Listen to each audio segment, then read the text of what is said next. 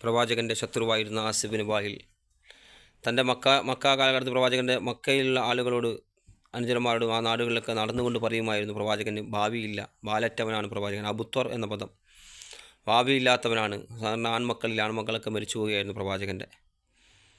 അപ്പോൾ ഇവിടെ അങ്ങനെ നടന്ന സമയത്താണ് ഈ പ്രവാചകനെതിരെ നടന്ന പല വിമർശനങ്ങൾക്കും പലതിനും മറുപടി അള്ളാഹു സുബ്ഹാനഹു തആലയാണ് പറഞ്ഞത്. അവിടെ അള്ളാഹു സുബ്ഹാനഹു തആല പറയുന്നത് സൂറത്തുൽ കൗസർ അള്ളാഹു സുബ്ഹാനഹു തആല അവതരിപ്പിക്കുകയുണ്ടായി. ഇന്ന ഔതീനാക്കൽ കൗസർ, തീർച്ചയായും പ്രവാചകർ, തീർച്ചയായും ഔതീനാക്ക താങ്കൾക്ക് നൽകി കൗസർ പ്രവാചകൻ നൽകുന്നുണ്ട്. പക്ഷേ ഇവിടെ ഉദ്ദേശം അൽ കൗസർ ധാരാളം നന്മ അങ്ങക്ക് നൽകുന്നതാണ്, ധാരാളം നേട്ടം. നമുക്കറിയാം, ഓരോ സെക്കൻഡുകളിലും പള്ളി മിനാരങ്ങളിലും കുത്തുബകളിലും മെമ്പറുകളിലും ഹദീസ് ഗ്രന്ഥങ്ങളിലും അങ്ങനെ പ്രവാചകനെ വാഴ്ത്തപ്പെട്ടുകൊണ്ടിരിക്കുകയാണ്. അതേപോലെ ഇന്ന ഷാനിയാക്ക ഉബല്ലബുത്തർ, പ്രവാചകരെ തീർച്ചയായും ഇന്ന ഷാനിയാക്ക, അങ്ങയോട് വിദ്വേഷം വെച്ച് പുലർത്തുന്നവർ, വെറുപ്പ് പ്രകടിപ്പിച്ച് നടത്തുന്നവർ, അല്ലെങ്കിൽ വിദ്വേഷം വെച്ച് പുലർത്തുന്നവർ, അവരാണ് അൽ അബുത്തർ, ബാലറ്റവർ, ഭാവിയില്ലാത്തവർ എന്നർത്ഥം. അതേപോലെ ഒരിക്കൽ ആസിഫ് ബിൻ വാഹിൽ പ്രവാചകൻ്റെ അടുക്കൽ വന്നുകൊണ്ട് പറഞ്ഞു, ദ്രവിച്ച എല്ലുകളുമായിട്ടാണ് അദ്ദേഹം വന്നത്.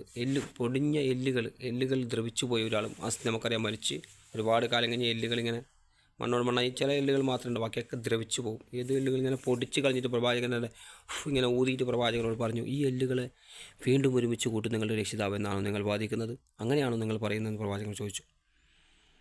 അതിന് ഖുർആനാണ് മറുപടി നൽകുന്നത്, അള്ളാഹു സുബ്ഹാനഹു തആലയാണ് മറുപടി നൽകുന്നത്. അതേ പ്രവാചകരെ അവരോട് അവരെ ഒന്നുമില്ലായ്മയെന്ന് സൃഷ്ടിച്ചു. യാസീൻ നമുക്കത് കാണാം, 36-ാമത്തെ സൂറത്ത് യാസീനിലെ ഈ വചനത്തിൽ നമുക്ക് കാണാൻ വേണ്ടി സാധിക്കും. റെഫറൻസ് ആവശ്യത്തിന് കമൻറ്റ് ബോക്സിലിടുക, നിങ്ങൾക്ക് വായിക്കാവുന്നതാണ്.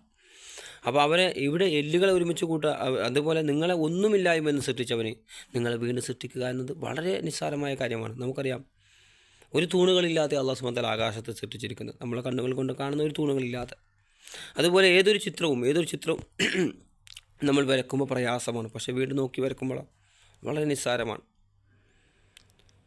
എളുപ്പമാണ്. അതേപോലെ ആദ്യം സൃഷ്ടിക്കലാണ് പ്രയാസം, പിന്നീട് എളുപ്പമാണ്. അതേപോലെ അള്ളാഹു സുബ്ഹാനഹു വ തആല പറഞ്ഞ മറ്റൊരു വചനം കാണാൻ വേണ്ടി സാധിക്കും. സൂറത്ത് ഖിയാമ 75-ാമത്തെ സൂറത്ത് ഖിയാമയിലെ വചനം, നിങ്ങളുടെ വിരൽത്തുമ്പുകളെ പോലും ശരിപ്പെടുത്താൻ കഴിവുള്ളവനായിരിക്കെ. അതായത് ഇപ്പോൾ ഇവിടെ എല്ലുകളെ ഒരുമിച്ച് കൂട്ടുന്നതിനെ കുറിച്ചല്ല പറഞ്ഞത്, പക്ഷേ ഏറ്റവും അവസാനമായി വരുന്ന വിരൽത്തുമ്പുകൾ, നമുക്കറിയാം ചെറിയ കുട്ടികളൊക്കെ നമ്മൾ ശ്രദ്ധിച്ചാൽ ചിലപ്പോൾ ഫിംഗർ അത്ര കറക്റ്റായിട്ടുണ്ടാകുന്നില്ല.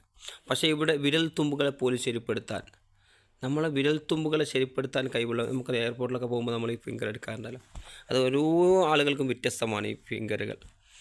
അതുകൊണ്ടാണല്ലോ എയർപോർട്ടിൽ ഇങ്ങനെ ഫിംഗർ എടുക്കേണ്ടത്, നമുക്ക് ഫിംഗർ വെച്ച് ഇതാക്കുന്നത്. അപ്പോൾ നമുക്കറിയാം ആധാരമായിട്ട് ഫിംഗർ ലിങ്ക് ചെയ്യുന്നുണ്ട്.